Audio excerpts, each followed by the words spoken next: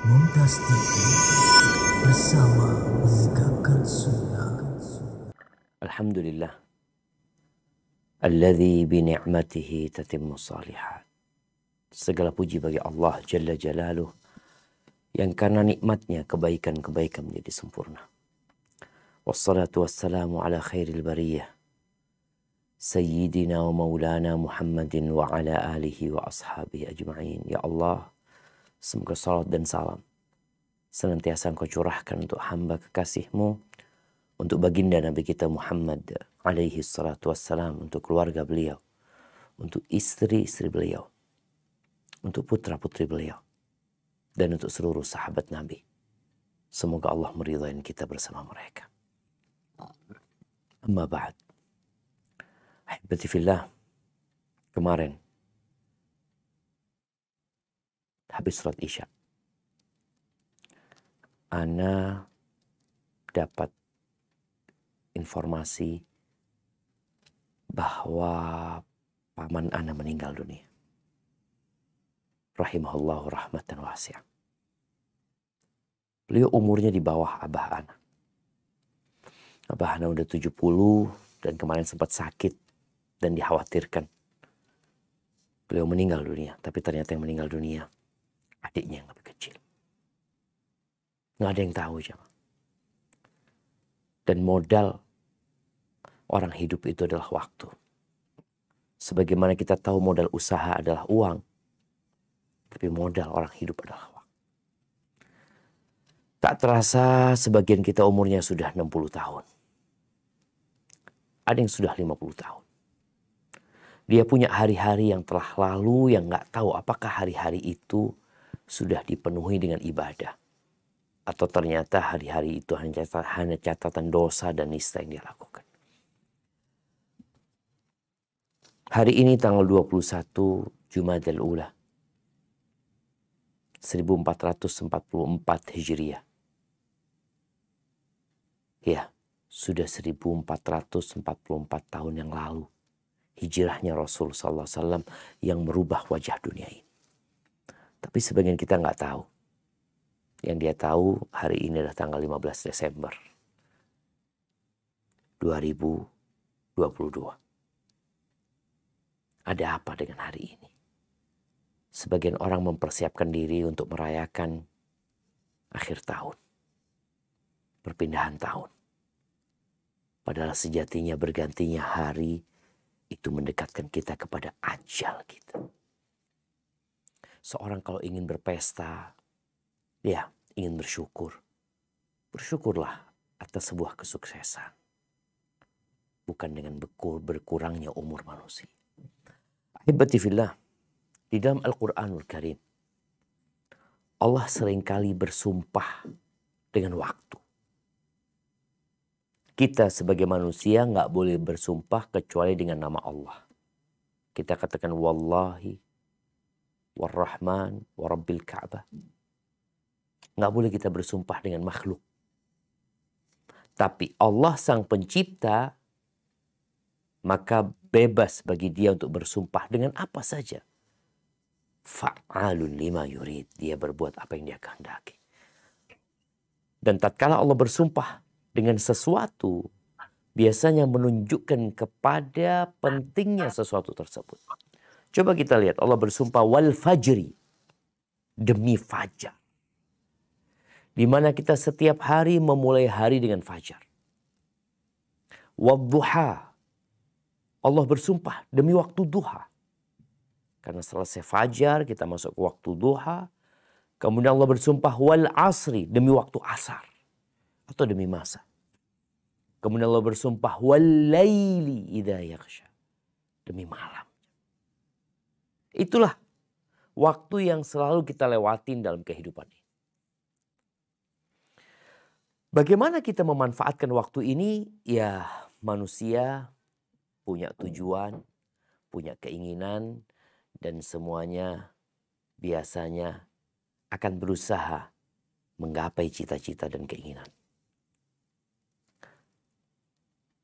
Ketika kita punya satu tiket untuk naik pesawat dengan waktu yang sudah dijadwalkan, maskapai yang sudah ditentukan.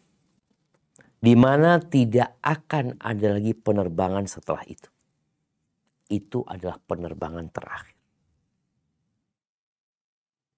Kalau enggak, kita tidak akan pernah naik pesawat selama-lamanya. Kira-kira apa sikap kita? Kita lihat aja ya manusia dengan penerbangan yang mungkin bisa berubah, di-reschedule. Mereka butuh persiapan. Mereka datang ke bandara sebelum waktunya. Mereka check-in. Kadang-kala karena takut terlambat mereka check-in online. Mereka mempersiapkan barang. Dikasih tahu barang yang boleh dibawa hanya 20 kilogram. Cabin hanya 7 kilo. Semua dipersiapkan dengan matang. Di mana manusia pada waktu mempersiapkan diri, dia benar-benar menghargai waktu dia. Nggak boleh terlambat. Rugi kalau dia terlambat. Bagaimana dengan kehidupan dunia ini coba? Kita lihat banyak orang-orang yang sudah pergi dan tidak pernah kembali. Kawan kita, orang tua kita, kerabat kita, pergi nggak bisa kembali lagi. Kita yang masih ada di sini, maukah kita mengambil pelajaran dari apa yang telah terjadi? Abdullah bin Umar bin Khattab radhiyallahu anhuma, dia berkata, akhadha Rasulullah sallallahu alaihi wasallam bimankibayya. Suatu hari Rasulullah SAW mengambil pundakku, dipegang tuh pundak. Dua pundaknya dipegang. Apa kata beliau? Kun fid dunya ka'annaka gharib au abiru sabil. Jadilah engkau di dunia ini seperti orang asing, warga negara asing.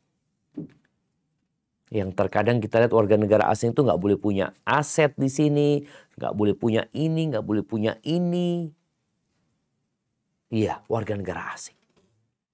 Di mana orang ini suatu hari akan meninggalkan tempat itu. Ya dia sabar. Kalau aturannya dia nggak boleh punya rumah atas nama dia, ya mau ngomong apa dia? Karena dia memang warga negara asing. Nggak boleh punya tempat tinggal yang bagus atau apa, dia numpang. Udah gak ada masalah. Di dunia jadilah orang yang seperti itu. Au abiru sabil. Atau engkau menjadi orang yang transit, pengembara, yang sedang melewati sebuah negeri dan dia akan pergi selama-lamanya meninggalkan negeri tersebut. Kalau warga asing masih tinggal. Kalau pengembara atau orang yang transit, dia nggak tinggal. Ya terkadang dia punya waktu hanya 2 kali atau 3 kali 24 jam. 72 jam dia punya waktu. Kemudian dia akan pergi selama-lamanya. Itu pesan Nabi SAW. Agar kita benar-benar memanfaatkan waktu yang ada untuk mengabdi kepada Allah Azza wa Jalla. Untuk diisi amal soleh. Kenapa? Nggak lama Anda di sini. Nggak lama. Oleh karena itu Abdullah bin Umar bin Khattab radhiyallahu anhuma, beliau memberikan wasiat, idza amsayta fala tantadhirus sabah. Kalau engkau sedang di sore hari, jangan nunggu pagi. Nih, kalau bicara bagaimana memanfaatkan waktu untuk kebaikan, engkau sedang di sore hari, jangan nunggu pagi lu. Oh besok, kenapa harus besok? Lu sekarang kau bisa kerjakan. Mau ngaji, mau baca Quran, dan engkau punya waktu sekarang. Jangan nunggu pagi. Wa idza asbahta fala tantadhiril masa. Kalau engkau sedang di waktu pagi dan engkau punya kesempatan, punya waktu luang, manfaatkan, jangan nunggu sore. Karena boleh jadi sore hari ada berita duka yang membuatmu tidak bisa mengamalkan kebaikan tersebut. Boleh jadi sore hari ada kesibukan yang membuatmu tidak bisa mengerjakan yang ingin kau kerjakan.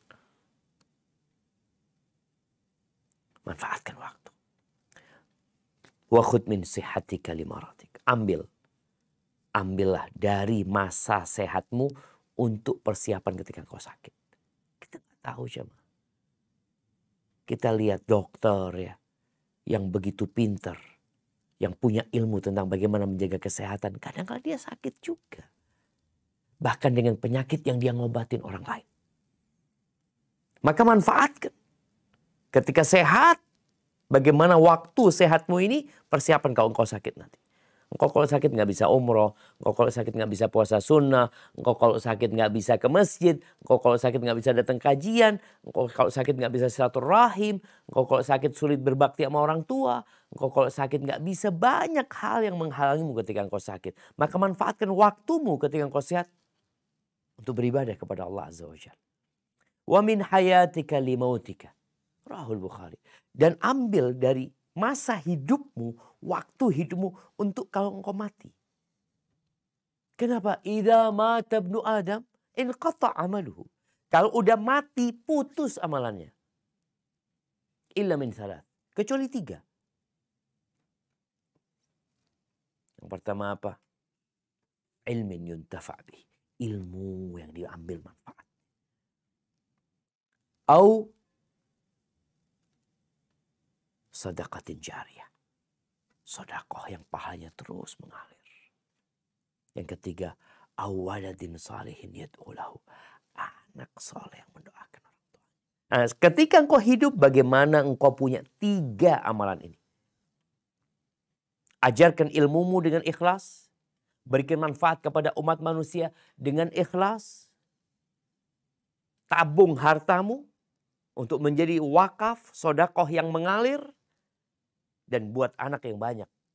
Didik dengan baik. Agar mereka mendoakan. Ini nih. Waktu kita. Amal soleh siapa? Ketika engkau punya anak 5 soleh semuanya. Punya anak 3 Masya Allah. Akan terus mendoakan dirimu. Ahibati fillah. Cuma memang. Berat jemaah. Menjadikan waktu kita semua berisi amal soleh itu berat. Beratnya kenapa? Karena kita sering tertipu dengan kehidupan dunia ini. Allah Azza wa Jalla mengatakan bal tu'thirunal hayatad dunya. Akan tetapi kalian lebih mengutamakan kehidupan dunia. Tadi Dr. Suskan di awal nyebutin. Yang cari akhirat dapat dunia. Yang cari dunia nggak dapat akhirat. Kenapa? Karena dunia ini artinya rendah. Kalau kita cari yang tinggi, yang rendah ikut. Tapi kalau kita cari yang rendah, yang tinggi nggak bakalan ikut lah.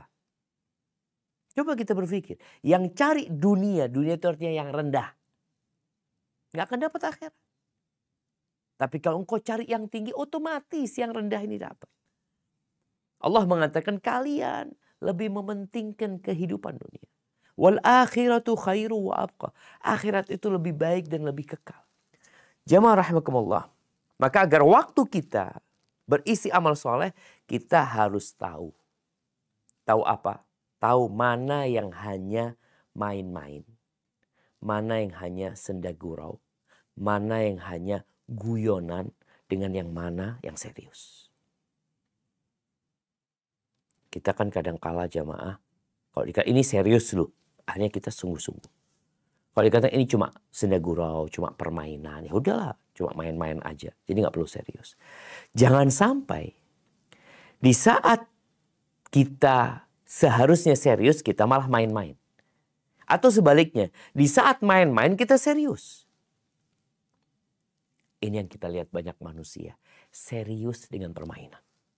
Serius banget. Semangat. Sungguh-sungguh. Tahu-tahu setelah terakhir tahu, setelah selesai semuanya, ternyata cuma main-main. Iya. Maka jangan serius dengan yang main-main. Itulah kehidupan dunia. Allah berfirman di surat Al-Hadid ayat 20. Apa kata Allah SWT? Coba kita baca ayat ini.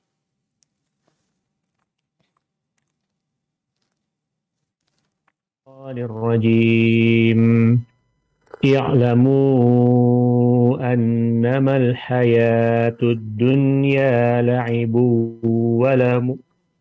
ولهو وزينة وتفاخر بينكم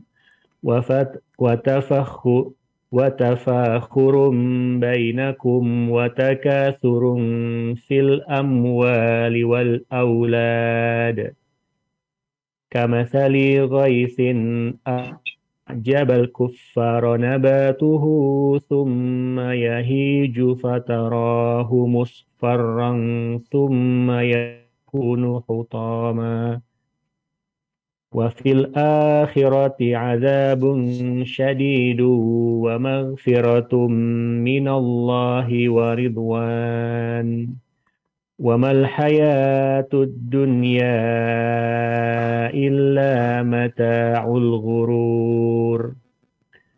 Yang artinya ketahuilah bahwa sesungguhnya kehidupan dunia itu hanyalah permainan dan sesuatu yang melalaikan, perhiasan dan bermegah-megah antara kamu, serta berbangga-banggaan tentang banyaknya harta dan anak. Seperti hujan yang tanam-tanamannya mengagumkan para petani. Kemudian tanaman itu menjadi kering dan kamu lihat warnanya kuning, kemudian menjadi hancur.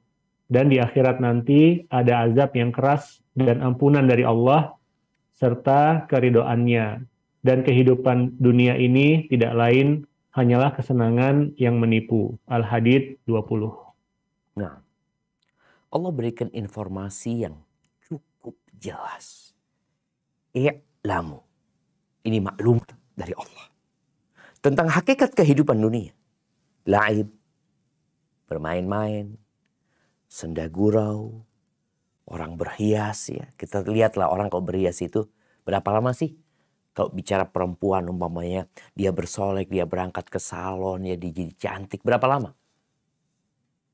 1 jam, 2 jam, sehari, 2 hari? Enggak. Nanti dia sampai rumah dia akan hapus semua. Perhiasan. Tafakhur, berbangga-banggaan di antara mereka dengan hartanya, dengan kekayaannya, banyak-banyakan anak, banyak-banyakan harta. Seperti apa? Seperti air hujan. Ini sekarang musim hujan, kita dapat melihat ya, bagaimana padi ketika mereka nanam padi ya. Ya Allah, senangnya warnanya hijau. Berapa lama? 3 bulan? 4 bulan? Kemudian setelah itu menjadi kuning. Kering. Hancur.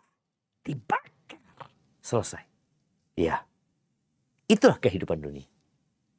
Allah kasih tahu. Di akhirat ini yang seharusnya serius kita. Itulah kehidupan yang sebenarnya. Di situ ada azab atau ada kenikmatan. Adapun kehidupan dunia tidak lain hanya kesenangan yang menipu. Orang dapat duit ya Masya Allah. Seperti orang lagi main game ya. Kita lihat ya. Anak-anak main game semangat. Dia dapat duit lagi, dapat duit lagi, dapat duit lagi. Terus dia pindah ke level selanjutnya. Level selanjutnya. Terus capek dia tidur. Selesai. Itu permainan. Tapi terkadang orang ini serius yang seharusnya bermain.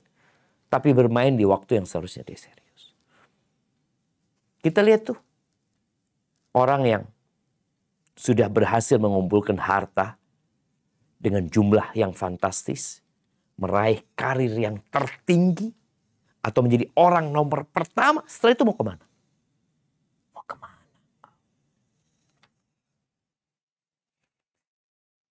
Tapi sebagian kita nggak percaya. Dengan janji Allah.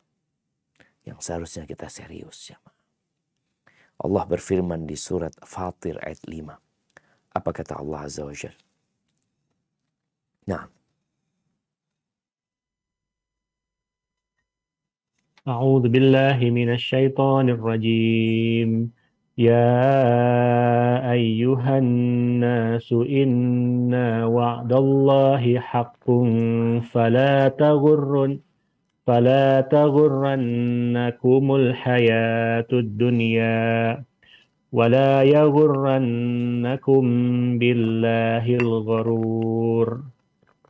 Yang artinya, hai manusia, sesungguhnya janji Allah adalah benar. Maka sekali-kali janganlah kehidupan dunia memperdayakan kamu. Dan sekali-kali janganlah setan yang pandai menipu memperdayakan kamu tentang Allah. Fatir ayat 5. Nah, Allah panggil ya ayuhan nas. Janji Allah itu benar. Akan ada kehidupan setelah ini. Di situ akan ada nikmat buat yang beramal soleh. Di situ akan ada azab buat mereka yang tidak mau nurut dan mengerti. Jangan tertipu dengan kehidupan dunia. Kita udah lihat kehidupan dunia ini. Wallahi jamaah, ketika kita makan ikan. Orang yang makan ikan ya, bagaimana dia capek makan ikan, kadang kala kena durinya.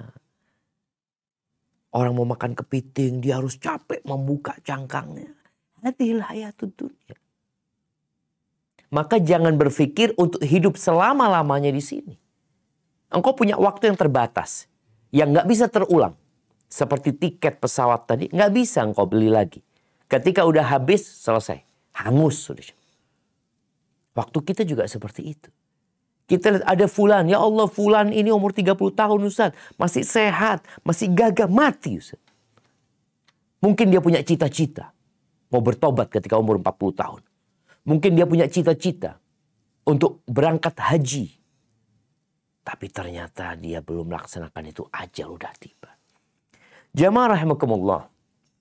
Kehidupan dunia ini menggoda. Sehingga kalau kita lihat nanti pada hari kiamat. Ketika janji Allah tunaikan. Ketika didatangkan api neraka. Apa yang terjadi dengan manusia? Allah ceritakan kejadian masa yang akan datang. Agar kita yang hidup sekarang ini mengisi waktu kita dengan amal soleh. Coba kita baca firman Allah di surat Al-Fajr. Ayat 23-24. A'udzu billahi minasyaitonir rajim. Waji'a yawma idzin bi jahannam. Yawma idzi yatadhakkarul insanu wa anna lahu dzikra. Yaqulu ya laitani qaddamtu li hayati. Yang artinya, dan pada hari itu diperlihatkan neraka jahanam. Dan pada hari itu ingatlah manusia, akan tetapi tidak berguna lagi mengingat itu baginya. Dia mengatakan, alangkah baiknya kiranya aku dahulu mengerjakan amal soleh untuk hidupku ini. Al-Fajr 23-24. Barakallahu fiik. Itu yang akan dikatakan oleh manusia.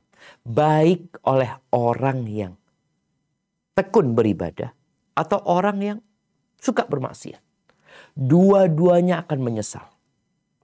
Yang rajin ibadah dia akan mengatakan, kenapa aku nggak tambah ibadahku? Kenapa aku nggak tambah? Kalau umpamanya dia biasa baca Al-Quran ketika di dunia 1 lembar. Nanti pada hari kiamat dia menyesal, kenapa kok nggak 2 lembar? Kenapa kok nggak 3 lembar? Karena kita tahu 1 huruf 10 kebaikan. 1 ayat lebih baik dari seekor onta. Itu orang-orang yang taat pun menyesal. Karena masih ada waktu dalam hidup dia yang belum diisi ibadah. Dia punya kesempatan. Karena kita lihat nih, ada orang-orang yang rajin, taat, tekun ibadah. Tapi hanya yang wajib-wajib doang mungkin dia kerjakan. Duha dia cuma 2 rakaat. Padahal dia mampu untuk 8 rakaat. Salat malam dia mampu sebenarnya 11 rakaat. Tapi malah dia gunakan untuk nonton bola umpamanya. Adapun orang yang suka berbuat maksiat akan lebih menyesal lagi. Bagaimana cara kita menjadikan setiap waktu kita menjadi amal soleh? Maka yang pertama adalah niat. Innamal a'malu binniyat. Apa sih ambisi kita? Kalau ambisi kita sudah akhirat, alhamdulillah. Orang bekerja pun cari duit bernilai ibadah. Seorang suami yang bekerja untuk memberikan nafkah kepada istrinya, jadi ibadah waktu kerja dia. Asalkan kerjaannya halal. Asalkan tidak membuat dia lupa dari mengingat Allah Azza wa Jalla. Asalkan dia mengikhlaskan niatnya mencari karunia Allah Subhanahu wa Ta'ala. Berulang kali kita sampaikan cerita Nabi SAW. Tatkala ada seorang pemuda yang bekerja dengan semangat, dengan sungguh-sungguh. Sebagian sahabat mengatakan, laita hadza fi sabilillah. Andai kata yang seperti ini itu di jalan Allah. Digunakan untuk perang, untuk berjihad. Bukan untuk cari makan, untuk cari nafkah. Maka Nabi SAW mengatakan kepada mereka, in kana kharaja yas'a. Ini bicara ambisi dan niat. Kalau orang itu keluar rumahnya, bekerja, berusaha dalam rangka memberikan nafkah kepada orang tuanya yang sudah tua renta, atau kepada anak-anaknya yang masih kecil, fahuwa fi sabilillah. Maka dia di jalan Allah gitu loh. Keluar rumahnya dia terhitung fi sabilillah. Pulang terhitung fi sabilillah. Atau dia bekerja dalam rangka menjaga kehormatan dirinya agar terhindar dari perbuatan dosa, fahuwa fi sabilillah. Padahal dia cari dunia, tapi tujuannya benar. Untuk mengabdi kepada Allah Azza wa Jalla. Tapi kalau dia bekerja dalam rangka riya'an wa mufakharatan, seperti tadi yang disebutkan di surat Al-Hadid, dalam rangka berbangga-banggaan, pamer, tujuannya itu dia bekerja, fahuwa fi sabilis syaitan. Maka dia di jalannya syaitan. Maka tolong niat, ambisikan akhirat. Niatnya untuk mencari keridhaan Allah SWT. Engkau bekerja silahkan. Loh, aku kerja tapi kan ingin punya rumah bagus, silahkan. Tapi jangan sampai tujuannya ria, pamer, berbangga-bangga dengan orang. Karena akan jadi di jalan syaitan. Ya, na'udzubillah. Yang kedua, dalam semua kondisi, hendaklah engkau senantiasa mengingat Allah Azza wa Jalla. Apapun pekerjaanmu. Coba contoh ya. Dokter lah. Dokter ini, ya kalau bicara sholat 5 waktu. Sholat sunnah ada qobliyah, ada ba'diyah. Mungkin ada sholat duha. Tapi sisanya ya harus ngurusin pasien. Obatin orang, kadang-kala operasi. Ada banyak. Sehingga dia pada saat itu tidak bisa sholat. Karena sholat sebuah ibadah yang memerlukan kondisi tertentu. Tapi ada amalan yang bisa dilakukan oleh seorang manusia tanpa batasan waktu, tempat, dan kondisi. Apa? Zikrullah. Mengingat Allah Azza wa Jalla. 24 jam kau bisa lakukan itu. Ya. Tanpa memerlukan biaya. Tanpa menguras energi. Tanpa butuh kondisi tertentu. Engkau hanya butuh menguatkan hatimu. Membasahi lidahmu. Lalu menyebut nama Allah Azza wa Jalla. Ketika datang seorang sahabat. Mengatakan kepada Nabi SAW. Inna syara'i al-Islam qad kathurat alayya. Sesungguhnya syariat Islam ini udah banyak. Oh, suruh ini, suruh ini, suruh. Ada banyak tuh. Aku udah berat gitu mengamalkannya. Tolong kau kasih tahu aku amalan yang aku bisa berpegang teguh dengannya. Apa kata Nabi SAW? La yazalu lisanuka rotban bidzikrillah. Lisanmu engkau jaga untuk tetap basah. Mengingat Allah Azza wa Jalla. Ahibati fillah. Di surat Al-Ahzab. Ayat 41. Allah memanggil orang-orang yang beriman. Apa kata Allah? Silahkan dibaca. A'udzu billahi minasyaitonir rajim. يا أيها الذين آمنوا اذكروا الله ذكرا كثيرا. Yang artinya, hai orang-orang yang beriman, berzikirlah dengan menyebut nama Allah. Zikir yang sebanyak-banyaknya. Ya. Al-Ahzab 41. Sebanyak. Lidah ini nggak bertulang. Makanya orang itu bisa ngomong ya, ngomong. 1 jam, 2 jam, ya kadang-kadang ngobrol di kafe. Mereka sebagian orang itu Atau ngobrol di rumah dari habis isya sampai tengah malam. Nggak capek ngomong. Maka Allah arahkan agar kita mengingat Allah sebanyak-banyaknya. Abdullah bin Abbas radhiyallahu anhuma, beliau mengatakan, Inna Allah lam yafrid ala ibadihi faridatan illa ja'ala laha haddan ma'luman. Allah tidaklah memerintahkan kepada hambanya dengan sebuah perintah, melainkan perintah itu ada batasan yang dimaklumi. Kemudian Allah memberikan uzur buat orang dalam kondisi yang memang dia ada alasan untuk meninggalkan perbuatan itu. Nggak mampu, nggak kuat. Ghairat dzikir, kecuali zikir. Fa innallaha lam yaj'al lahu haddan yantahi. Allah tidak memberikan batasan yang di akhir itu berhenti berzikir. Nggak ada. Dan tidak ada orang yang dikasih alasan untuk meninggalkan zikir. Kecuali orang yang terpaksa meninggalkan, orang pingsan umpamanya. Nggak bisa apa-apa. Maka Allah katakan, fadhkurullaha qiyaman wa qu'udan wa ala junubihi. Ingatlah kepada Allah dalam kondisi berdiri, duduk, wa ala junubikum, dalam kondisi rebahan berzikir. Bayangin ya. Mau berdiri, mau duduk, mau rebahan, apapun kondisimu, berzikir. Maka Allah perintahkan kita berzikir siang, malam, di lautan, di daratan, dalam perjalanan, nggak perjalanan, dalam kondisi kaya, dalam kondisi miskin, dalam kondisi sehat, dalam kondisi sakit, mau terang-terangan, mau sembunyi, dalam semua kondisi.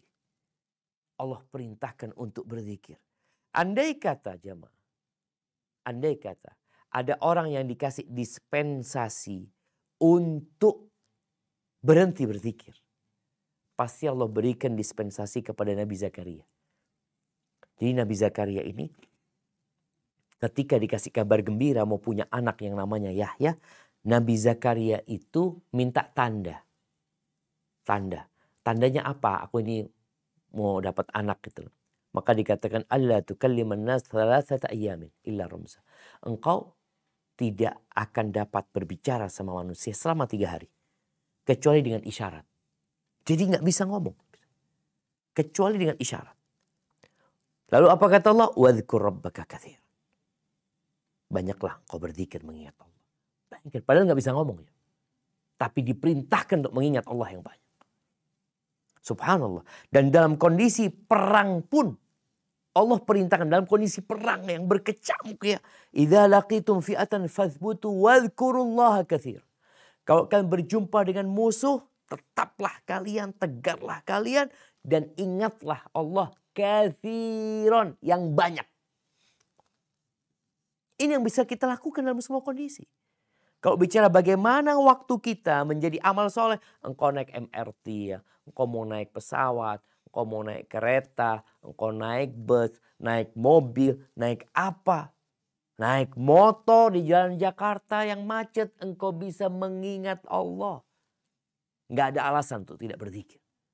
Mau dalam kondisi bersuci, dalam kondisi tidak suci. Fadhkurullaha dzikran katsiran. Ahibati fillah. Kita bekerja cari harta. Ada waktu-waktu tertentu kita harus berzikir dengan sesuatu yang sudah Allah tetapkan. Salat Jumat deh. Besok Jumat. Apa kata Allah Azza wa Jalla di surat Jumat ayat 9 dan 10. Nah, silakan dibaca.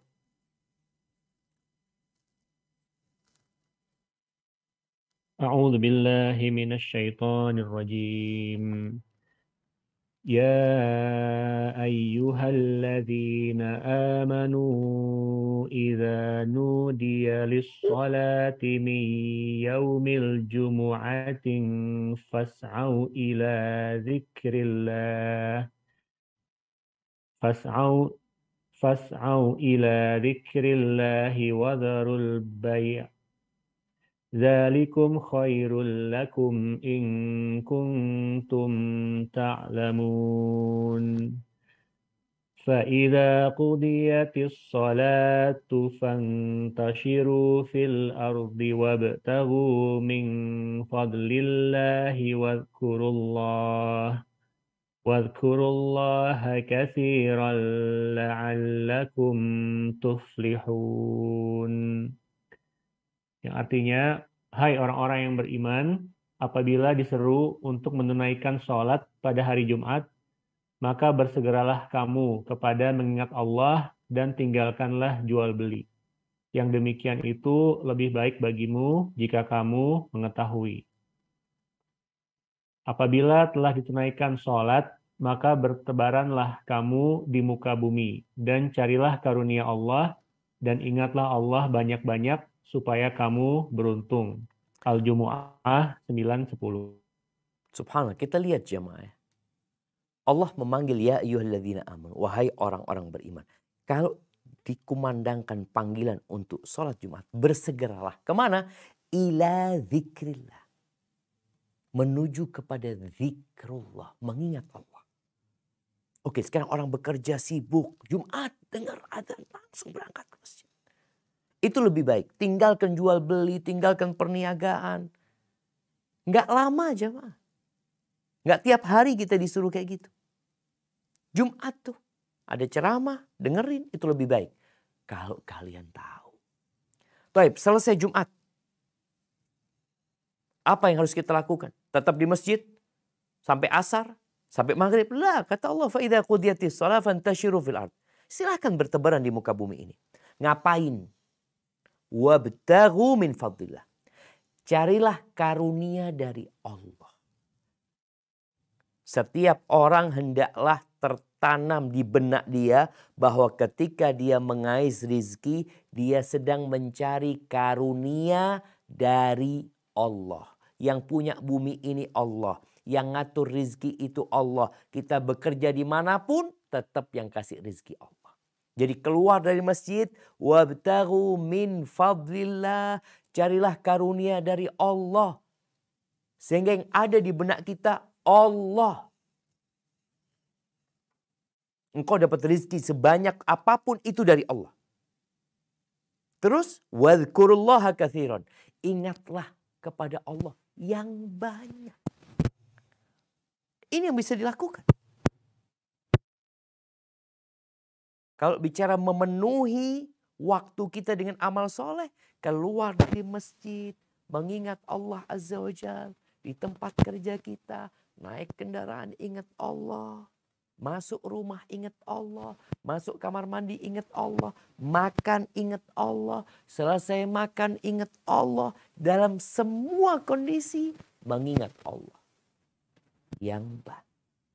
Sehingga seorang muslim ketika dia bekerja dan ingat sama Allah. Gak perlu itu CCTV. Gak perlu ada pengawasan. Karena dia ingat sama Allah. La'allakum tuflihun. Tapi yang terjadi seperti yang awal tadi disinggung, banyak orang serius di waktu main, main di waktu serius. Coba kita lihat firman Allah Azza wa Jalla di surat Al-Munafiqun ayat 9 sampai 11.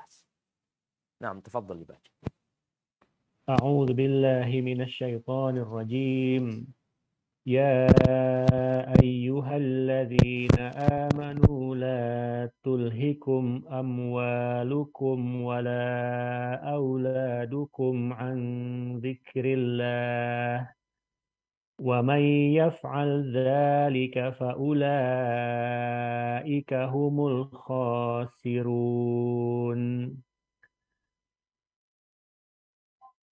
وأنفقوا مما رزقناكم من قبل أن يأتي أحدكم الموت فيقول ربي لولا أخرتني إلى أجل قريب فأصدق وأكن من الصالحين وَلَن يُؤَخِّرَ اللَّهُ نَفْسًا إِذَا جَاءَ أَجَلُهَا وَاللَّهُ خَبِيرٌ بِمَا تَعْمَلُونَ. Yang artinya, hai orang-orang beriman, janganlah harta-hartamu dan anak-anakmu melalaikan kamu dari mengingat Allah. Barang siapa yang berbuat demikian, maka mereka itulah orang-orang yang rugi. Dan belanjakanlah sebagian dari apa yang telah kami berikan kepadamu sebelum datang kematian kepada salah seorang di antara kamu. Lalu ia berkata, "Ya Tuhanku, mengapa engkau tidak menangguhkan kematianku sampai waktu yang dekat, yang menyebabkan aku dapat bersedekah dan aku termasuk orang-orang yang soleh." Dan Allah sekali-kali tidak akan menangguhkan kematian seseorang apabila datang waktu kematiannya. Dan Allah Maha mengetahui apa yang kamu kerjakan. Al-Munafikun 9-11.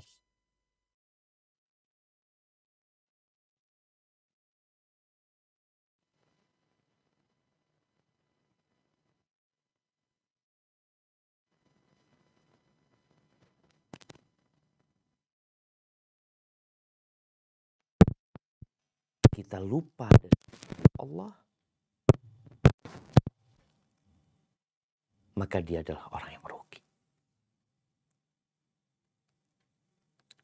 Kemudian Allah ingatkan kita dengan urusan harta yang kita cari nih. Allah suruh kita infakkan itu harta. Mau dibawa kemana itu harta?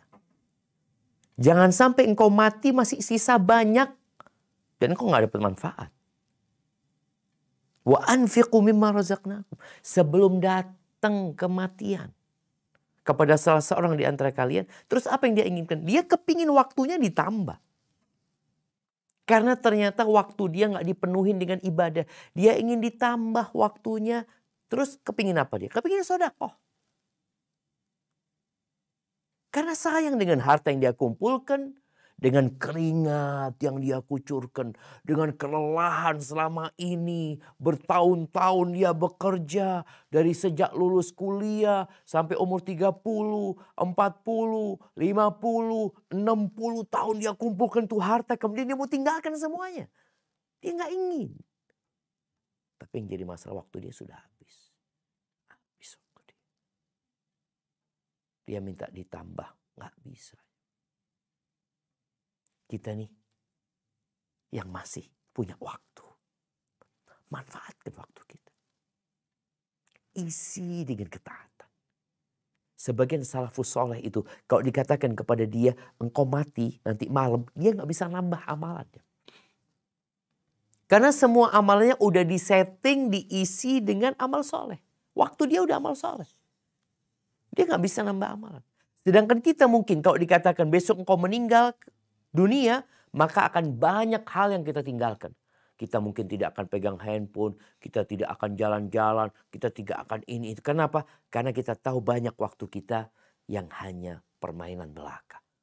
Hanya senda gurau. Jamaah rahimakumullah. Di dalam hadis yang diriwayatkan Al-Hakim dari Abdullah bin Abbas radhiyallahu anhuma. Rasulullah sallallahu alaihi wasallam mengatakan igtanim khamsan qabla khamsin. Igtanim khamsan qabla khamsin. Manfaatkan 5 perkara sebelum 5 perkara yang lainnya datang. Yang pertama apa? Syababaka qabla haramik. Masa mudamu sebelum kau tua. Artinya di masa muda kita punya energi, kita punya semangat yang tidak sama dengan di masa tua. Anak-anak muda Masya Allah dia bisa mendaki gunung. Bahkan berhari-hari dia di sana dengan makan. Mungkin seadanya. Maka manfaatkan masa mudamu untuk berpuasa. Ya. Manfaatkan masa mudamu untuk datang kajian. Untuk menuntut ilmu. Karena kau punya energi yang lebih. Manfaatkan masa mudamu untuk berangkat umroh, berangkat haji, untuk berjihad jalan Allah Azza wa Jalla. Wa sihhataka qabla saqamik. Sehatmu sebelum kau sakit. Ya kita nggak tahu jemaah. Kata dokter tuh kalau sudah umur 40 tahun, Makannya sudah mulai berpikir, tidak lagi mengikuti perutnya. Tapi dia mulai mengatur mana yang manfaat, mana yang tidak manfaat. Maka ketika engkau sedang sehat, manfaatkan waktumu. Wa ghinaka qabla faqrik. Ghinak. Masa kayamu. Engkau lagi punya nih sebelum kau miskin. Allah kita nggak tahu. Sekarang yang punya duit, manfaatkan tuh hartamu dalam ketaatan kepada Allah. Bisa bantu orang, bisa menolong orang lain ya. Wa faraghaka qabla syughlik. Masa luangmu sebelum kau sibuk. Allah Azza wa Jalla mengatakan fa idza faraghta fansab. Kalau engkau sedang kosong, udah menyelesaikan sesuatu, isi dengan hal-hal yang bermanfaat. Bukan akhirnya nganggur. Nggak ada cerita nganggur dalam Islam. Gimana engkau nggak ada anak nganggur sekarang? Loh, nggak ada cerita nganggur. Manfaatkan waktumu untuk amal soleh. Umar bin Khattab radhiyallahu ta'ala anhu. Atau juga Abdullah bin Mas'ud mengatakan, Inni la akra an arasyab sabahlalan. Aku tuh nggak suka ngelihat pemuda yang nganggur. La fi amalid dunya wala fi amalil akhirah. Tidak dia sibuk dengan pekerjaan dunia dan dia juga nggak sibuk dengan pekerjaan akhirat. Nggak ada. Artinya kalau bekerja yang menghasilkan dunia, dapat duit kayak. Dia ini enggak. La ada manfaat duniawi wala ada manfaat akhirat. Faragh. Masa luangmu sebelum engkau sibuk. Jadi ketika kita punya waktu kosong, waktu istirahat, off nih, lagi liburan, manfaatkan. Dan Nabi SAW mengatakan, ni'matani maghbunun fihima kathirun minan nas. Ada dua nikmat yang banyak manusia terpedaya. Artinya dia tidak bisa memanfaatkannya dengan baik. Dua nikmat nih. Apa dua nikmat itu? Yang pertama as-sihha, yang kedua al-faragh. Masa sehat. Dan yang kedua waktu kosong, waktu luang. Biasanya orang kalau punya waktu luang digunakan untuk nonton, untuk main-main. Padahal kalau engkau gunakan untuk baca Quran mungkin sudah 1 juz engkau baca. Engkau gunakan untuk silaturahim, udah berapa banyak pahala yang kau dapatkan. Engkau gunakan untuk membantu orang lain, Masya Allah. Faraghaka qabla syughlik. Waktu kosongmu sebelum engkau sibuk. Tapi kebanyakan kita kalau sedang kosong santai. Santai lah. Tahu-tahu akhirnya datang kesibukan, dia tidak bisa memanfaatkan waktu kosong itu. Wa hayataka qabla mautik. Dan hayatmu sebelum engkau mati. Setiap matahari terbenam jamaah, itu menunjukkan waktu kita semakin sedikit. Setiap berganti tahun, orang sibuk dengan kalender Masehi, kita lupa dengan kalender Hijriah. Engkau itu bertambah dekat kepada kematian. Maka hendaklah kita suka bermuhasabah. Setiap orang melihat catatan dia. Biasanya akhir tahun nih sibuk-sibuknya orang. Mau tutup buku ini itu semua dikejar target ya. Engkau juga akan tutup buku. Hanya saja tutup buku kita bisa datang tiap saat. Bisa datang malam ini. Bisa datang esok hari. Gak kenal umur. Gak kenal waktu. Gak kenal tempat. Gak kenal jabatan. Gak kenal status. Enggak. Dia datang. Maka bagaimana kita senantiasa bermuhasabah. Melihat catatan kita. Udah benar belum? Waktu kita isilah dengan ketaatan kepada Allah Azza wa Jalla. Dan yang paling mudah adalah berzikir mengingat Allah Subhanahu wa taala. Baca subhanallah walhamdulillah wa la ilaha illallah Allahu akbar. Wa la haula wa la quwata illa billah. Atau engkau istighfar. Astaghfirullah wa atubu ilaih. Astaghfirullah wa atubu ilaih. Atau engkau baca rabbighfirli wa liwalidayya warhamhuma kama rabbayani shaghira. Atau engkau baca subhanallah wa bihamdihi subhanallahil azim. Atau engkau baca hasbunallah wa ni'mal wakil. Doanya Nabi Yunus. Engkau baca la ilaha illa anta subhanaka inni kuntu minadh dhalimin. Apa saja yang bisa engkau baca.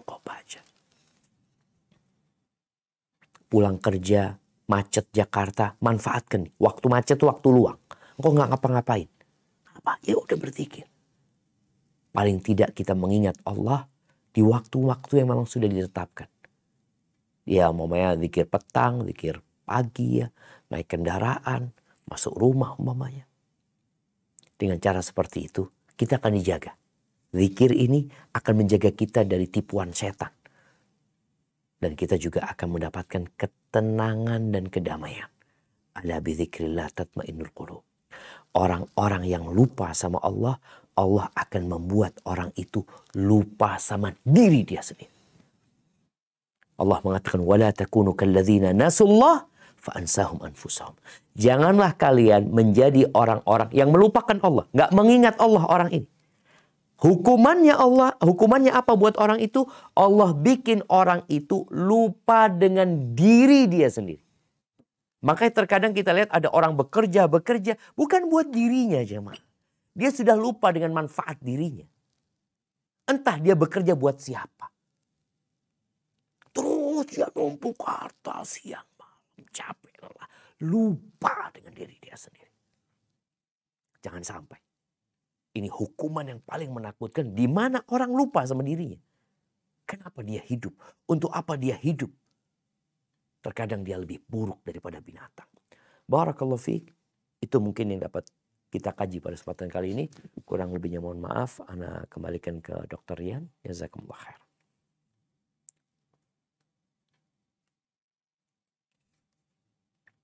Tidak resemukan lagi Ustadz, karena sudah jelas ya Ustadz ya. Ini yang bertanya sudah banyak Ustadz dari raise hand ataupun dari kolom chat. Nah, persilakan dulu yang dari raise hand pada partisipan Mia. Silahkan bertanya langsung kepada Ustadz. Assalamualaikum warahmatullahi wabarakatuh Ustadz. Hayakillah Ustadz. Waalaikumsalam warahmatullahi wabarakatuh. Ahlan wa sahlan. Wa hayyakillah. Nah, Ustadz, Afwan, izin bertanya mungkin di luar tema. Ini Ustadz kan qadarullah kan Ana baru diajak suami pindah ke rumah mertua. Dan qadarullah baru tahu kalau mereka itu ternyata seorang dukun Ustadz. Innalillah wa inna ilaihi raji'un. Qadarullah. Nah Ustadz, terus kan ini maksudnya suami itu kan selalu bilang, maksudnya itu ya kami itu harus patuh sama suami, ya memang ridhonya Allah ada di suami, ya gitu-gitulah, intinya selalu mengatasnamakan itu. Lah ketika Ana larang kayak seumpama orang tua minta tolong belikan kembang kalau pas malam Jumat gitu loh Ustadz, itu Ana larang gitu, dia malah marah-marah, katanya Ana nggak nurut sama suami, maksudnya katanya anak nanti nggak dapet ridhonya suami. Terus gitu kemudian kan orang tua ya qadarullah memang mereka nggak sholat sama sekali Ustadz. Dan Ana juga sudah pernah mengingatkan, tapi ya jawabannya di luar nalar lah. Jadi saya tuh kayak benci sekali gitu loh Ustadz sama mertua itu Ustadz. Seharusnya gimana ya Ustadz saya, sedangkan saya tuh tiap hari tinggal di sana, ketemu dengan mereka, terus ya dengan keadaan yang ya Allah gitu. Aduh gimana, bingung gitu loh Ustadz. Allahu Akbar. Ya, jazakallahu khairan ya Ustadz. Terima kasih. Assalamualaikum. Waalaikumsalam warahmatullahi wabarakatuh. Itu jamaah ya, ada orang-orang yang lupa sama mengingat Allah. Sehingga hukumannya Allah bikin dia lupa dengan diri dia sendiri. Dengan yang manfaat buat dia lupa. Seorang dukun tadi disebutkan ya, bagaimana mertuanya dukun yang sholat enggak. Akhirnya dia nggak tahu dia hidup untuk apa. Terus pertanyaan tadi, bagaimana sikap istri terhadap suami yang mungkin suami ya mau nurut sama bapaknya, tapi terkadang lupa bahwasanya ketaatan kepada siapapun ya, innamat ta'atu fil ma'ruf, la ta'ata li makhluqin fi ma'siyatil khaliq. Ketaatan itu kata Nabi SAW dalam hal kebaikan, yang di situ tidak ada unsur maksiat kepada Allah Azza wa Jalla. Anak wajib berbakti sama orang tuanya. Wajib nurut dan patuh sama orang tuanya. Istri sama suaminya. Nah, Tapi semua itu dalam lingkup kebaikan. Ketaatan kepada Allah Azza wa Jalla. Kalau tidak, Allah akan murka. Apa sikap istri sekarang? Ya, istri berusaha untuk menyampaikan kepada suami dengan cara yang baik. Ya. Duduk sama suaminya memikirkan bagaimana cara menyelamatkan orang tuanya. Itu kalau suami ingin menyelamatkan orang tua. Mungkin sang istri cari waktu yang tepat untuk ngobrol tentang strategi agar orang tua dapat hidayah. Kalau dikatakan tadi punya ritual-ritual tersendiri di malam Jumat. Nih malam Jumat ini kayaknya malam ini mungkin akan nyuruh anaknya beli kembang untuk bikin ritual tertentu. Maka sang anak nggak boleh taat sama orang tua. Karena kalau sudah ada unsur kemaksiatan kepada Allah. Yang menciptakan kita Allah. Itu yang lebih harus ditaati. Doakan mertuanya. Dan mungkin kalau dikatakan sudah nyuruh. Jadi jangan bicara disuruh sholat ya. Orang itu kalau dia belum percaya sama Allah ya. Dia nggak yakin sama Allah. Gimana mau disuruh sholat? Maka diajak bagaimana orang tua ini mentauhidkan Allah Azza wa Jalla. Bagaimana dia yakin bahwasanya Allah lah yang menciptakan langit dan bumi ini. Allah yang memiliki segala-galanya. Lalu bagaimana diajak dia mentauhidkan Allah dari sisi dialah yang berhak disembah. Kalau mau minta-minta sama Allah, memohon-mohon sama Allah Subhanahu wa taala, tunjukkan tentang kekuasaan Allah. Sehingga nanti kalau dia sudah imannya benar, diajak sholat, insya Allah mau. Tapi kalau sudah bermasalah di tauhidnya, gimana mau diajak sholat dia? Maka perbaiki tauhidnya terlebih dahulu, keimanannya sambil didoakan ya. Semoga Allah masukkan ke surga. Allah Azza wa Jalla dengan hidayah yang diberikan. Adapun istri tadi tetap kepada suaminya selama dalam hal kemaksiatan dia nggak boleh taat. Karena Allah lah yang lebih harus ditaati. Hadza wallahu a'lam bissawab. Nah. Ustaz, anak ke penanya kedua yang sudah resen dari awal nih, Ibu Umu Zahra. Silakan jika ingin bertanya langsung kepada Ustaz. Assalamualaikum warahmatullahi wabarakatuh, Ustaz. Waalaikumsalam warahmatullahi wabarakatuh. Ahlan wa sahlan. Naam, Afwan, menyambung pembicaraan Ummu tadi mengenai ibu mertua, saya sendiri juga merasakan bahwa saya kan punya anak dari suami ya Ustaz. Beliau itu, anak saya itu nggak mau sholat, nggak mau ngaji, nggak mau apa aja pokoknya. Yang seperti Ustaz sampaikan tadi, bahwasanya dia melakukan hal dunia juga enggak, akhirat juga enggak, bermalas-malasan. Sedangkan mendekati sholat Jumat itu saya ingatkan anak saya, tapi tambah marah, tambah bantah. Sementara dia bilang ke mbahnya itu, menyampaikan kalau dia saya usir dan sebagainya. Terus sekarang neneknya itu marah sama saya sama suami. Nah, gimana harusnya sikap saya Ustadz? Sikap saya suami kan gimana sebenarnya? Sikap suami Ibu? Kalau sikap suami sih alhamdulillah nerima saya maksudnya. Karena kan tujuan saya hanya untuk mengajak ibadah. Ayo, ini sebentar lagi sholat Jumat, siap-siap. Tapi Nggak, suami nggak ngajak dia ke Jumatan atau gimana? Soalnya waktu itu suami saya lagi kerja, jadi saya di rumah. Gitu kan Ustadz. Siap Nah, Ibu. sekarang si mertua saya tuh marah sama saya. Nah, saya kalau didiemin itu kan merasa nggak enak gitu kan Ustadz. Saya Nah. sampai ya Allah gimana ya saya harus gimana Ustadz? Subhanallah. Jazakallah khair. Barakallahu fiik ya. Naam jamaah. Allahu Akbar ya. Hidup ini ujian dari Allah Subhanahu wa taala. Di mana sebagian orang diuji sama anaknya. Apa yang harus dilakukan? Yang pertama, hendaklah kita memperbaiki hubungan kita sama Allah Subhanahu wa taala. Anak-anak yang tidak taat, yang nggak nurut, boleh jadi ada peran orang tua yang tidak dilaksanakan dalam rangka mendidik anak tersebut. Atau boleh jadi orang tua sudah maksimal ya. Tapi itu ujian dari Allah Subhanahu wa taala. Ada orang tua yang sudah mendidik anaknya dengan baik ya, diajarin sholat sejak umur 7 tahun ya, diajarin ketaatan sampai umur 10 tahun, sampai dia benar, tahu-tahu dia bermain di luar atau sekolah di luar sehingga dia terpengaruh dengan lingkungan yang ada. Sebagaimana kita semua tahu bagaimana Nabi Nuh ya mendidik anaknya dengan baik, tapi akhirnya anaknya tetap tidak mau nurut sama Nabi Nuh. Istrinya juga seperti itu. Jadi kalau ibu sudah maksimal, maka sekarang yang perlu dimaksimalkan adalah memohon kepada Allah Azza wa Jalla. Bagaimana Salah seorang dari salafus soleh, dia berdoa mengatakan, ya Allah, aku sudah mendidik anakku, ya Allah, aku sudah nggak tahu caranya bagaimana, ya Allah, aku minta Engkau yang mendidik dia, ya Allah. Jadi benar-benar memohon kepada Allah SWT. Yang kedua, kalau bicara tadi ada salah faham sama mertua ya. Kadangkala yang namanya nenek itu cinta banget sama cucunya. Sehingga kalau cucunya dimarahin, diapain, dia juga ikut marah, dia ikut sakit hati. Maka mungkin kau perlu minta maaf sama mertua. Minta maaf kalau memang caramu salah, engkau minta petunjuk dari mertua. Jadi dudukkan mertua sebagai guru. Karena dia udah pengalaman didik anak, mau sampaikan kepada dia, ibu tolong aku dikasih arahan. Gimana caranya supaya fulan ini taat sama Allah. Kalau mungkin anak nggak mampu ngasih nasihat, minta nenek ya kasih nasihat kepada dia. Soalnya ada orang-orang yang kalau dikasih nasihat itu nggak dengar kecuali dari fulan. Kalau kita ngasih nasihat dia nggak mau dengar. Ya udah kita pakai tangan orang lain, kita pakai lisan orang lain sambil terus didoakan. Dan intinya memang harus sabar. Karena ketika kita baik sendiri, semua orang suka sama kita. Tapi tatkala kita sudah memperbaiki orang lain, maka yang ada kita harus sabar. Karena orang-orang pada nggak suka sama kita. Orang itu nggak suka diurusin ya. Diperbaiki nggak suka. Dia maunya dibiarkan sesuai dengan apa yang dia inginkan. Hadza wallahu a'lam bissawab. Nah.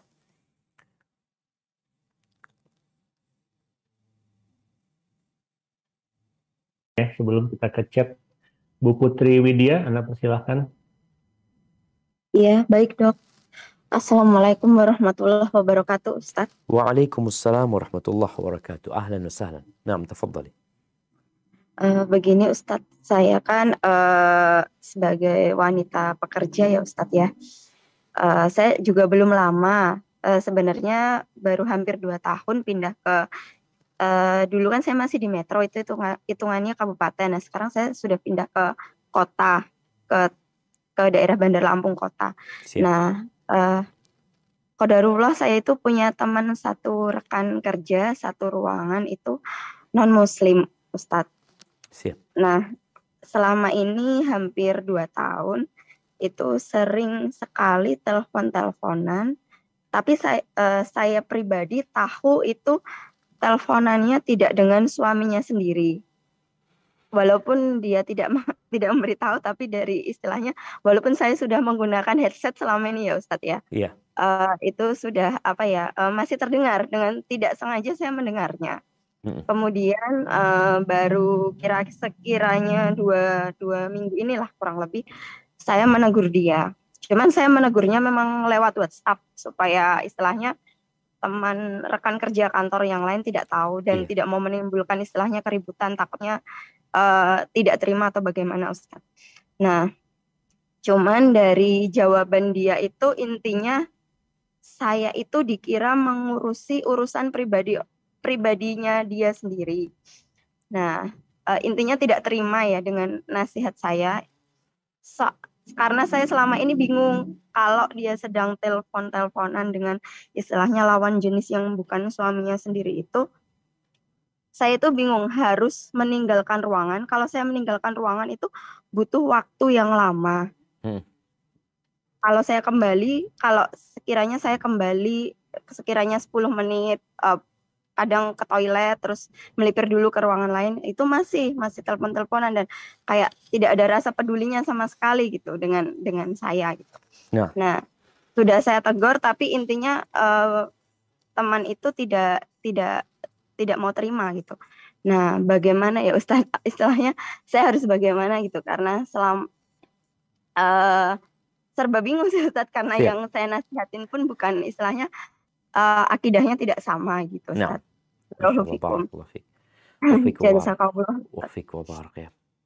Masya Allah jamaah. Ya ini menjadi hal yang penting ya. Kepedulian kita kepada sesama. Allah Azza wa Jalla ketika menyebutkan tentang umat Islam ini, kuntum khaira ummatin ukhrijat linnas ta'muruna bil ma'ruf. Kalian adalah umat terbaik yang dikeluarkan untuk umat manusia. Apa yang dilakukan? Ta'muruna bil ma'ruf. Kalian memerintahkan kepada kebaikan. Wa tanhauna 'anil munkar, dan mencegah kemungkaran. Wa tu'minuna billah, dan beriman kepada Allah Azza wa Jalla.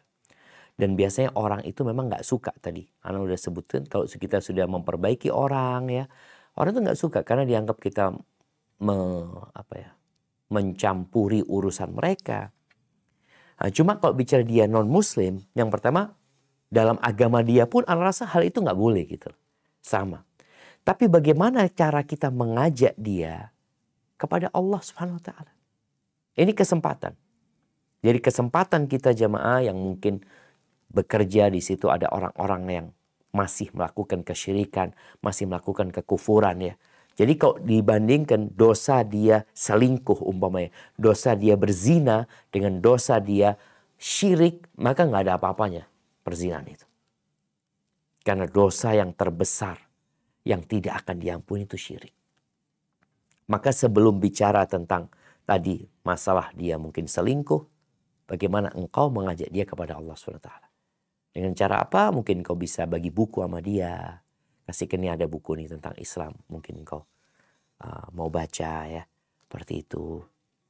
Jadi lebih kepada mengajak dia kepada Islam dulu. Tapi bukan berarti kemungkaran yang terjadi dibiarkan. Enggak. Tetap itu sebuah kemungkaran. Tapi ada kemungkaran yang lebih dahsyat yang dilakukan sama mereka. Ini mungkin banyak dilupakan sama kita jemaah. Kita bicara kita hidup toleransi karena di antara bentuk toleransi kita bagaimana kita menyelamatkan orang-orang itu dari bencana. Kalau ada banjir yang akan datang dan kita tahu orang ini berpotensi tenggelam, maka kita akan ingatkan orang itu. Atau kita akan pegang tangannya, kita tarik menyelamatkan dia dari banjir. Bagaimana dengan api neraka? Apakah kita akan membiarkan dia dengan dalih toleransi? Maka mungkin kita perlu lakukan dan sekali lagi tugas kita hanya menyampaikan. Kalau tadi ibu yang bertanya kemudian merasa dia nggak suka, ya udah tugas kita hanya menyampaikan. Kita mengingkari kemungkaran yang pertama dengan tangan kita, nggak mampu dengan lisan kita, nggak mampu dengan hati kita. Dan insya Allah ibu sudah menjalankan yang apa diwajibkan bagi setiap muslimnya untuk ingkarul mungkar. Hanya saja mendakwain dia kepada tauhid itu yang lebih utama.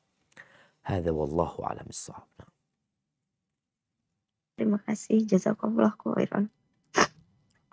Nah, barakallahu fiik Ustaz, karena pindah ke kolom chat nih, karena juga udah banyak nih Ustaz di kolom chat. Ini ada yang menarik Ustaz, pertanyaan dari Ummu Nabila. Assalamualaikum Ustaz. Waalaikumsalam warahmatullahi wabarakatuh. Apa dan bagaimana hukumnya kalau kita mengikuti kajian offline ataupun online di jam kerja Ustaz? Mungkin ini ingin menjadikan waktunya menjadi amal soleh dengan menuntut ilmu, tapi di jam kerja. Bagaimana Ustaz mensiasatinya Ustaz? Jazakallah khair. Masya Allah, barakallah fiik. Ya, ahibati fillah. Al-mu'minun ala syurutihim. Orang-orang beriman itu mereka terikat dengan perjanjian yang dibuat di antara mereka. Jadi kalau bicara orang bekerja, perjanjian orang bekerja itu macam-macam. Ada bekerja nggak boleh pegang handphone, ya udah kita nggak boleh pegang handphone. Karena kadangkala ada aturan nggak boleh pegang handphone. Ada yang aturan bekerja boleh, tafadhol, yang penting kerjaannya selesai. Bahkan ada orang yang waktu bekerja, dia yang penting standby di kantor. Mau ngapain, pokoknya standby di kantor. Ketika ada tugas baru dikerjain. Berarti dia punya waktu bebas. Karena kantor memang hanya menugaskan dia harus ada di tempat. Mau buka komputer kayak, mau ngobrol, mau apa, yang penting ada di tempat. Jadi tergantung bagaimana tabiat kerjaan dia. Kalau ternyata tugas kantor tadi mewajibkan kita untuk mengerjakan tugas ini, sehingga kalau kita dengarkan kajian tugas ini tidak akan selesai, nggak boleh kita. Sehingga seorang muslim itu harus paham tentang fikih prioritas. Mana yang jadi kewajiban, mana yang jadi anjuran.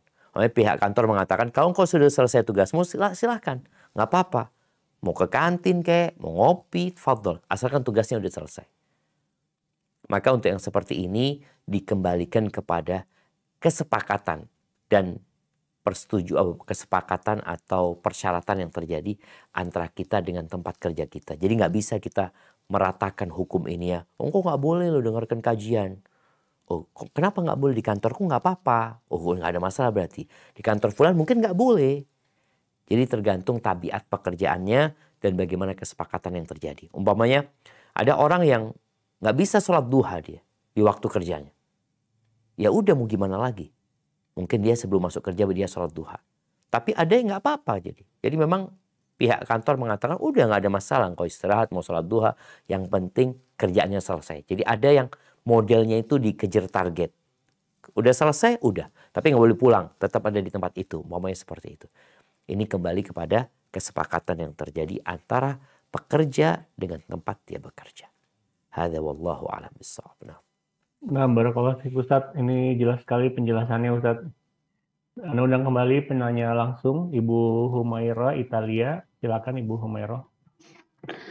Assalamualaikum warahmatullahi wabarakatuh, Ustadz. Waalaikumsalam warahmatullahi wabarakatuh. Ahlan wa Semoga sahlan. Ustadz dan para jamaah selalu dalam lindungi Allah Subhanahu wa taala. Allahumma amin. Afwan Ustadz izin bertanya, bagaimana nasihat Ustadz untuk orang-orang yang takut akan kematian Ustadz hingga pada akhirnya menimbulkan kecemasan? Nah. Udah barakallahu fiik Ustadz. Wa fiik wa barak. Wa fiik wa barak. Nah, ahibati fillah. Kematian ini memang perlu ditakutin. Rasul SAW mengatakan, "Aktsiru dzikra hadhimil ladzat." Perbanyak kalian mengingat pemutus kelezatan. Yakni maut, kematian tersebut. Karena orang yang banyak mengingat kematian, itu akan menyemangati dia untuk beramal soleh. Kalau dia dalam keluasan rizki, ingat mati jadi sempit tuh buat dia. Gimana ketika dia mati? Ketika dia sedang dalam kondisi sempit, susah, ingat kematian jadi luas hidup ini. Bentar lagi aku akan mati, kata dia. Tapi kalau mengingat kematian yang menjadikan orang itu hidupnya penuh dengan kecemasan, bukan itu yang diinginkan. Sehingga ada orang yang takut dengan kematian, takut berbuat apa-apa jam. Mau jalan takut, mau naik motor takut, nanti bagaimana ditabrak umpamanya, mau naik pesawat takut, naik ini takut, semuanya takut. Seharusnya ketakutan itu mengantarkan dia untuk mengingat Allah Azza wa Jalla. Itu aja yang penting. Sehingga dia tidak berbuat dosa, melaksanakan kewajibannya dengan baik. Ketika sholat dia ingat kematian jadi khusyuk sholatnya. Ketika dia di malam hari ingat kematian dia jadi berdoa sebelum tidurnya. Karena bicara kematian ini sesuatu yang pasti datang kepada semua orang. Ada keluarga anak yang mungkin was-was ya, karena cemas ini itu. Ya memang perlu dikuatkan keimanan dia. Engkau silahkan takut dengan kematian, tapi yang mengantarkan kepada ketaatan. Boleh jadi kita mati malam ini. Berarti apa yang harus dilakukan? Berzikir, mengingat Allah SWT, berwasiat. Seperti itu. Jadi mempersiapkan diri. Tapi kalau hanya mengantarkan kepada kecemasan, itu was-was dari setan. Akhirnya dia nggak beramal. Yang ada cuma takut. Gimana nanti ya? Gimana nanti ya? Gimana nantinya? Enggak. Nabi SAW menyuruh kita untuk mempersiapkan diri untuk kematian. Wal kayyis man dana nafsahu wa amila lima ba'dal maut. Orang yang cerdas itu adalah orang yang senantiasa bermuhasabah. Menghitung-hitung dirinya dan berbuat untuk yang setelah kematian. Bagaimana ini orang ingat mati, bagaimana nanti kalau aku mati, aku sudah punya persiapan. Aku sudah punya anak soleh, aku sudah punya ilmu yang bermanfaat, aku sudah punya amal jariah. Kalau datang yang selain itu, artinya ingat kematian yang mengantarkan kepada kecemasan, was-was, baca a'udzubillahi minasyaitonir rajim. Berarti itu datangnya dari syaitan. Hadza wallahu a'lam bissawab. Nah, barakallahu fiik Ustadz. Penjelasannya, ini ada pertanyaan dari kolom chat Ustadz, Anda mau bacakan karena kasusnya menarik Ustadz. Assalamualaikum warahmatullahi wabarakatuh Ustadz. Waalaikumsalam warahmatullahi wabarakatuh. Semoga Ustadz dan keluarga selalu dalam lindungan Allah Subhanahu wa Ta'ala. Afwan izin bertanya, saya sudah menikah lebih dari 8 tahun dan belum dikaruniai keturunan. Selama ini berobat, promil ke rumah sakit, tapi juga belum berhasil. Ada himbauan untuk mencoba bayi tabung. Saya pernah mendengar di ceramah Ustadz bahwa Rasul menyukai keluarga yang memiliki banyak anak. Namun jika budget terbatas, mana yang lebih baik diprioritaskan? Apakah promil bayi tabung atau ibadah umroh? Karena kami belum haji, tetapi sudah mendaftar haji reguler, namun mungkin berangkatnya masih lama. Mohon nasihatnya Ustadz, jazakallah khair. Masya Allah, barakallah fiik. Ya jemaah, kalau bicara anak itu Iya, semua ingin punya anak ya. Kecuali orang-orang yang mungkin lagi sakit. Sehingga mereka ada free child, nggak pengen punya anak mungkin ya. Tapi secara fitrah semuanya kepingin punya anak. Tapi bukan kewajiban, artinya itu karunia Allah Subhanahu wa Ta'ala. Ada yang merupakan kewajiban. Kalau tadi dikatakan ibadah haji kewajiban, ibadah umrah merupakan kewajiban juga. Sedangkan milik anak ini keinginan. Keinginan dan mudah-mudahan jadi kebaikan. Mana yang harus diutamakan? Ana rasa engkau berangkat umrah. Karena berangkat umrah pun menjadi salah satu usaha engkau untuk punya anak. Bukankah sebenarnya yang memberikan anak itu Allah Subhanahu wa Ta'ala? Nabi Ibrahim alaihissalam bagaimana terus berdoa, Rabbi habli minas salihin, Rabbi habli minas salihin, Rabbana hablana, Rabbi habli min ladunka dzurriyyatan thayyibah. Ya, engkau berangkat umrah, laksanakan ibadah umrah, minta sama Allah, berdoa minta sama Allah Subhanahu wa Ta'ala, semoga Allah berikan kepadamu. Dan nanti kalau engkau pulang, engkau punya kelebihan rezeki, engkau mau usaha punya anak, silahkan. Jadi ada yang merupakan kewajiban, laksanakan kewajiban itu. Ada yang merupakan keinginan, keinginan itu boleh ditunda. Dan kita nggak pernah tahu ya jemaah. Punya anak tuh baik buat kita apa tidak. Tapi kita minta sama Allah SWT anak-anak yang soleh. Aisyah radhiyallahu ta'ala anha sampai meninggal dunia nggak punya anak. Hafsah nggak punya anak. Zainab bintu Jahash nggak punya anak. Sofia nggak punya anak. Artinya istri-istri Nabi pada nggak punya anak. Ketika kita tidak memiliki penerus, maka carilah penerus yang lainnya. Seperti apa? Tadi, ilmu yang bermanfaat. Sedekah jariyah. Engkau mungkin juga bisa membiayai anak-anak lain yang sekolah. Sehingga dia akan terus mendoakanmu dan kau punya kebaikan di sana. Karena ini, ya Allah janji. Allah janji. Semua doa akan dikabulkan. Tapi boleh jadi dikabulkannya doa itu jawabannya satu dari 3 hal. Kepingin punya anak, dikasih anak. Boleh jadi nggak dikasih anak. Tapi dia diselamatkan dari bencana. Kalau dia punya anak, mungkin anaknya durhaka nantinya. Maka Allah nggak kasih anak. Dengan diselamatkan dia dari bencana yang sepadan dengan doa dia. Atau Allah kumpulkan tuh doa-doa dia minta anak dikumpulin untuk jadi pemberat timbangan kebaikan dia pada hari kiamat. Jadi intinya laksanakan kewajiban, keinginannya boleh ditunda dulu. Hadza wallahu a'lam bissawab.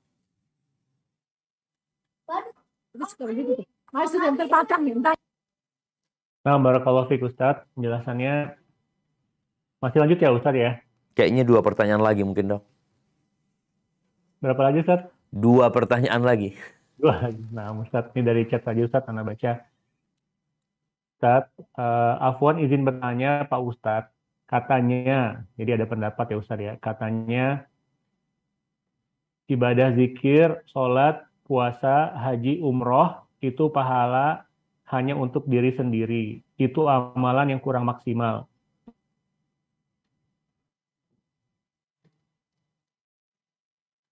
Dalam kesulitan.